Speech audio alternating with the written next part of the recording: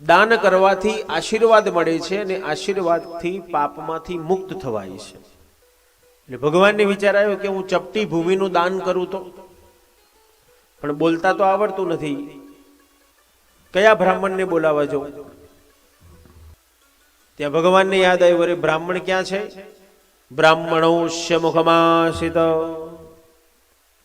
અરે બ્રાહ્મણ તો મારા જ મુખમાં છે. તેથી ભગવાને ચપટી ભૂમિનું દાન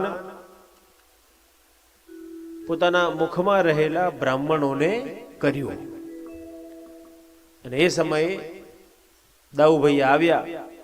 દાઉભૈયાએ કન્યાને કીધું, કન્યા તે માટી ખાધી, માટી ખાધી.